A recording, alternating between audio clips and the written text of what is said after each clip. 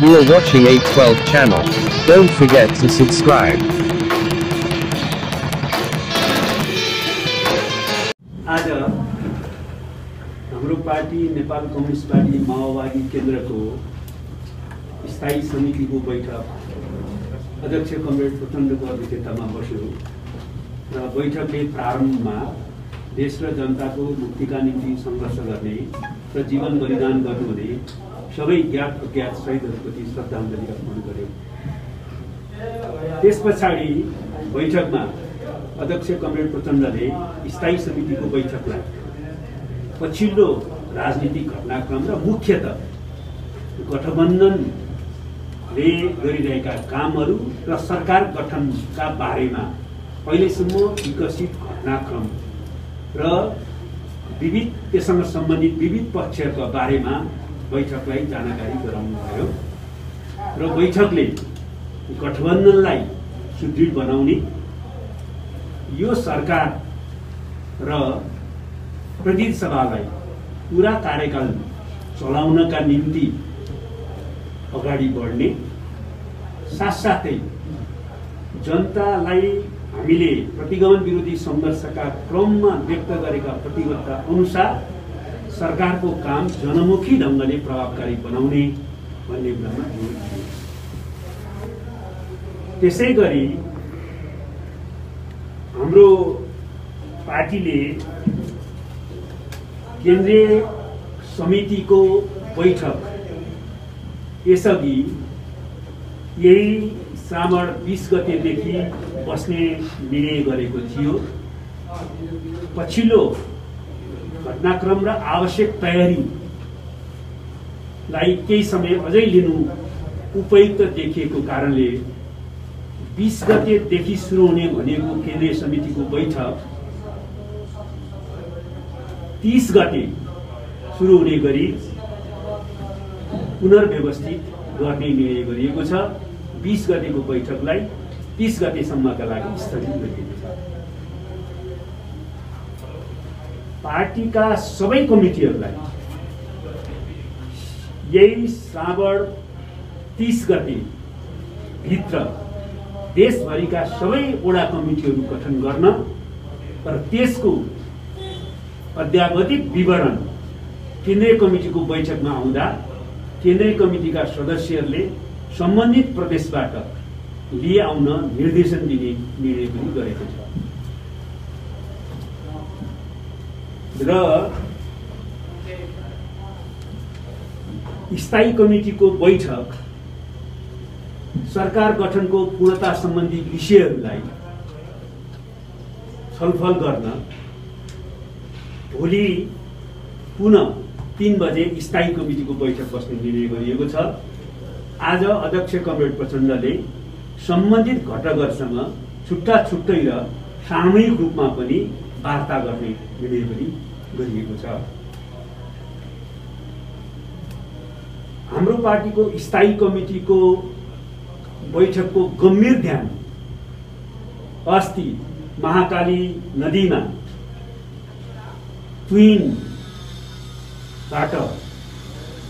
जसरी एकजना नेपाली नागरिकको महाकाली नदीमा खसेर अहिलेसम्म बेपत्ताको स्थिति छ, त्यसप्रति पार्टीको बैठकको गम्भीर ध्यानाकर्षण भएको छ। यस सम्बन्धमा सरकारले तत्काल छानबिन गरी अहिलेसम्म समाचारमा आए अनुसार, सूचना प्राप्त भए अनुसार भारतीय एसएसबी को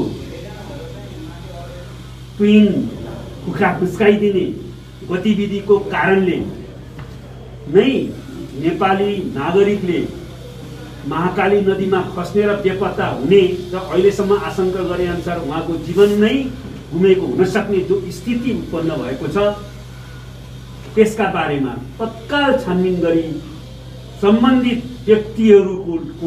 व्यक्तिहरूलाई कारबाही गर्न र त्यस निम्ति भारत सरकारसँग गम्भीर आपत्ति सहित आवश्यक कारबाहीको प्रक्रिया अगाडि बढाउन पनि माग गर्ने निर्णय गरेको छ। जस्तो अब सरकार प्रभावकारी काम गर्न पर्छ सरकारले भनेर जोड दिइरहँदा सरकार अहिलेसम्म पूर्णता पाएको छैन। मन्त्री परिषद विस्तारको अन्यल छ, 20-22 दिन भइसक्यो। अब यो कहिलेसम्म पूर्णता पाउँछ? के भएर चाहिँ ढिलाइ भयो खास?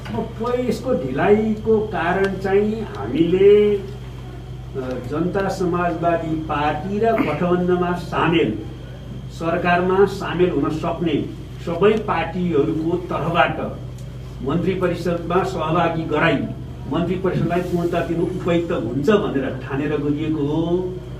जसपाको चाहिँ वैधानिकता सम्बन्धी निर्णयको निम्ति जसपाले नै यतिखेरसम्म मन्त्री परिषदको पूर्णाङ्कको निम्ति केही समय पर्खिदियो भनेर अनुरोध गरेको थियो। त्यसै गरी गठबन्धनमा सामेल कतिपय पार्टीहरूले पनि सरकारमा सामेल हुने वा नहुने बारेमा निर्णय भइ नसकेको कारणले केही समय अझै मन्त्री परिषदलाई पूर्णता दिने कामलाई थाकी राखिन वा केही समय ढिला गरिदिन अनुरोध गरिएको थियो। त्यसैलाई ध्यान दिएर हामीले चाहिँ केही समय यो ढिलाइ गरे हुन पुगेको हो। तर अब यो ढिला गर्न हुन्न भन्ने बारेमा अब गठबन्धन एउटा निष्कर्षमा पुगेको छ।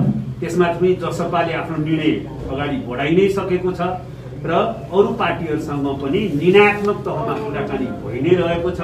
अब 1-2 दिन भित्रैमा मन्त्री परिषदलाई पूर्णता दिने गरी हामी अगाडि बढ्छौँ। जस्तो यो टुङ्गो लगाउने विषयमा चाहिँ अध्यक्षलाई यसको सर्वाधिकार हो कि स्थायी कमिटीले नै? अहिलेसम्म अध्यक्षलाई यसबारेमा अन्तिम निर्णय गर्ने अधिकार स्थायी समितिले दिइसकेको छैन। त्यसैले स्थायी समितिको बैठक भोलि 3 बजे पनि फेरि बस्दैछ। जस्तो तपाईँले केही दलहरू भन्नुभएको थियो, भनेको माधव पक्षहरूलाई कुर्नु भयो हजुरहरू? अनि जसपा पछि अर्को दल चाहिँ नेकपा एमालेको खनाल माधव पक्ष नै हो। अब राष्ट्रिय जनमोर्चाले त सरकारमा सहभागिता नजनाउने निर्णय गरि नै सकेको छ। त्यसैले उहाँहरूकै बारेमा भनिएको त्यो उहाँहरूले आवश्यक निर्णय गर्नको लागि केही समय माग्नु भएको थियो। अब उहाँहरूले त्यो निर्णय दिनु नै हुन्छ। 1-2 दिनमा निर्णय दिन्छु भन्नुभएको छ। निर्णय दिनुहुन्छ, दिन पनि पर्छ। अब धेरै त्यसकै कारणले गर्दाखेरि पर्खने र कामलाई को प्रभावकारितामा नकारात्मक असर पर्ने काम गर्न हुँदैन भन्ने निष्कर्ष गठबन्धनको छ। अनि लुम्बिनी प्रदेशको बारेमा? लुम्बिनी प्रदेशमा संविधान र लोकतान्त्रिक मूल्य मान्यताका विरुद्ध जे गतिविधि त्यहाँको सरकारले गरिराखेका छ त्यो अत्यन्तै दुःखद र निन्दनीय नै छ। हामीले संवैधानिक ढङ्गबाट लोकतान्त्रिक मूल्य मान्यता अनुरूप नयाँ सरकार गठनको पहललाई अगाडि बढाउने दिशामा नै प्रयत्न गरिरहेका छौँ।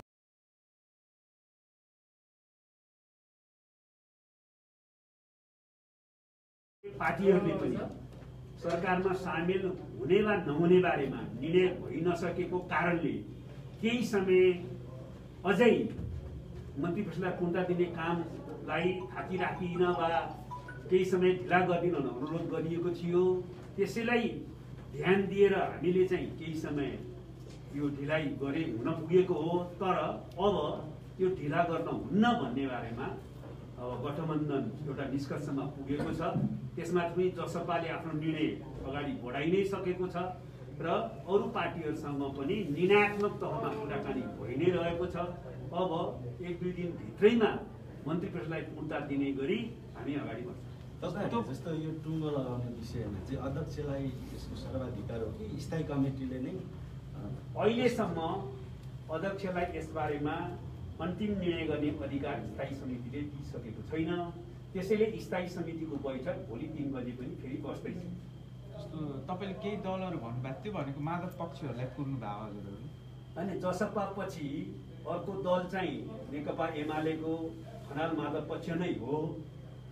अब राष्ट्रिय जनमोर्चाले त सरकारमा सहभागिता नजनाउने निर्णय गरि नै सकेको छ। त्यसैले उहाँहरूकै बारेमा भनिएको त्यो उहाँहरूले आवश्यक निर्णय गर्नको लागि केही समय माग्नु भएको थियो। अब उहाँहरूले त्यो निर्णय दिनु नै हुन्छ। 1-2 दिनमा निर्णय दिन्छु भन्नुभएको छ। निर्णय दिनुहुन्छ, दिन पनि पर्छ। अब धेरै त्यसकै कारणले गर्दाखेरि पर्खने र कामलाई को प्रभावकारितामा नकारात्मक असर पर्ने काम गर्न हुँदैन भन्ने निष्कर्ष गठबन्धनको छ। अनि लुम्बिनी प्रदेशको बारेमा? लुम्बिनी प्रदेशमा संविधान र लोकतान्त्रिक मूल्य मान्यताका विरुद्ध जे गतिविधि त्यहाँको सरकारले गरिराखेका छ त्यो अत्यन्तै दुःखद र निन्दनीय नै छ। हामीले संवैधानिक ढङ्गबाट लोकतान्त्रिक मूल्य मान्यता अनुरूप नयाँ सरकार गठनको पहललाई अगाडि बढाउने दिशामा नै प्रयत्न गरिरहेका छौँ।